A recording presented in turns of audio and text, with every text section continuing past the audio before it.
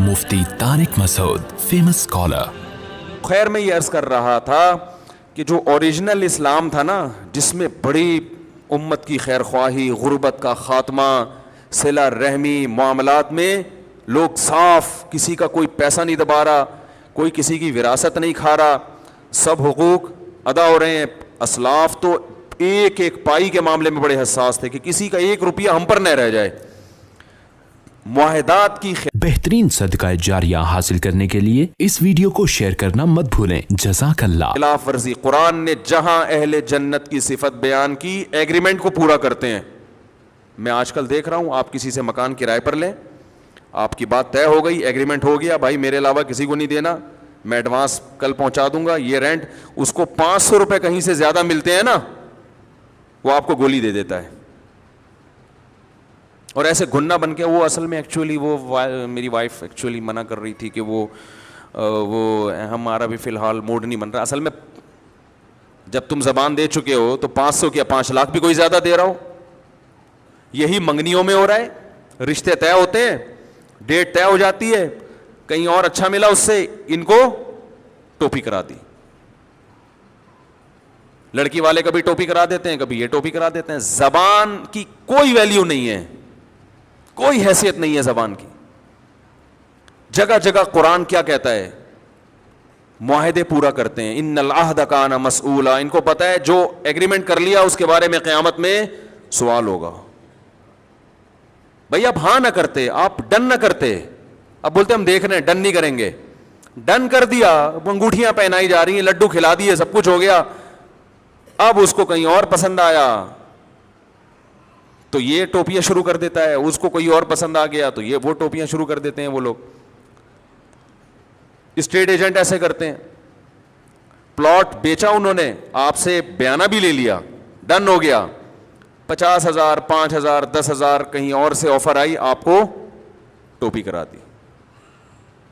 कोई हैसियत नहीं है आज मुसलमान के ज़बान की, कोई हैसियत नहीं है। पैसे लेके इस टाइम पे अदा करूंगा, कोई अदा नहीं करता।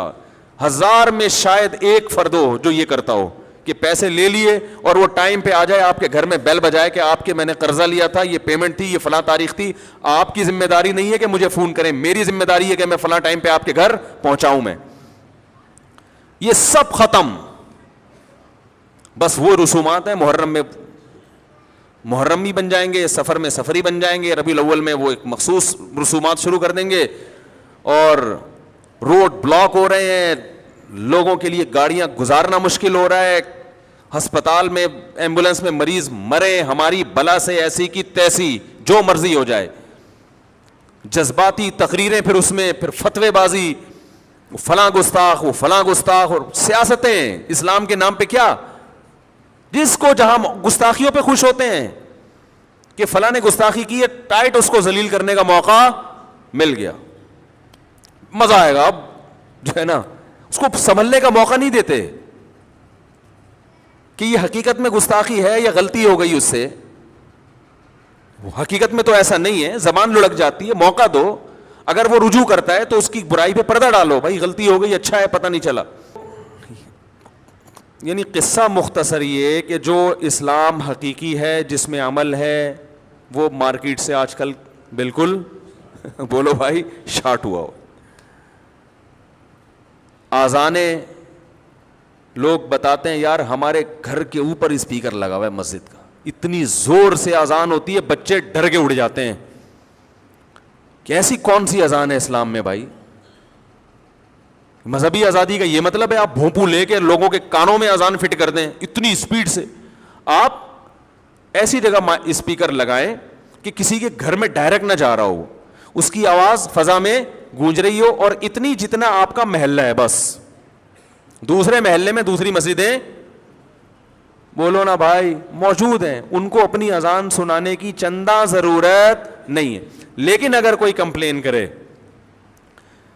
कि ये स्पीकर मेरे घर में, मेरे कान में, मेरे खोपड़े के ऊपर लगा दिया है मस्जिद वालों ने, मेरे बच्चे रात को डर के फजर की अजान में डर कर, ऐसे बच्चे भी डर के उठते हैं।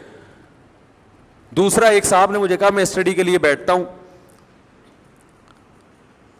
اتنی زور تھے مسجدوں کی اذانوں کی آوازیں, ایک اذان ختم ہوئی پھر دوسری پھر تیسری, سب کے اسپیکر اتنے زیادہ ہیں کہ اپنے محلے تک محدود نہیں ہے.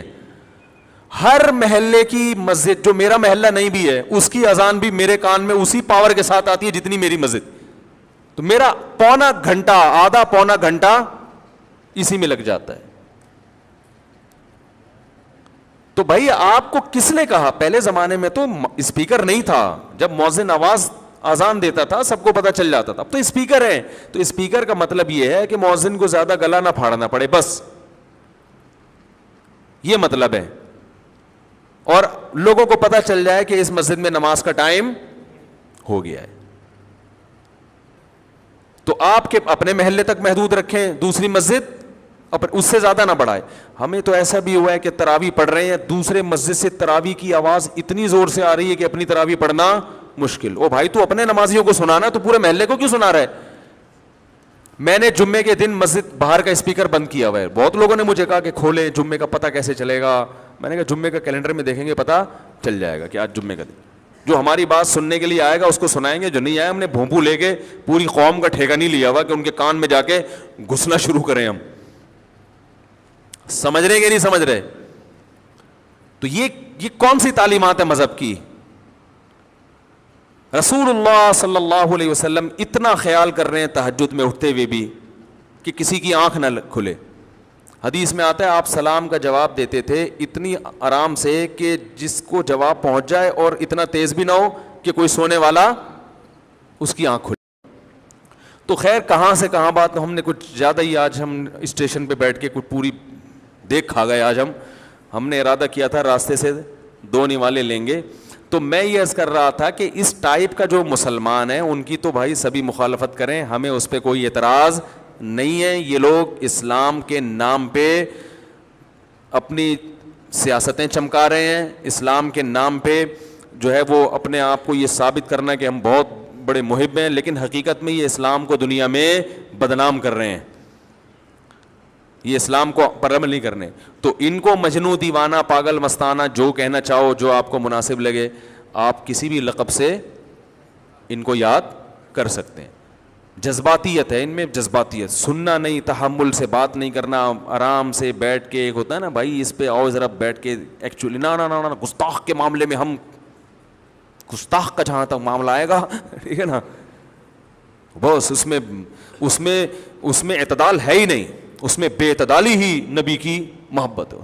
اڑا دو, وہ ہے نا کوئی پتھر سے نہ مارے میرے دیوانے کو, بم کا زمانے اڑا دو سال.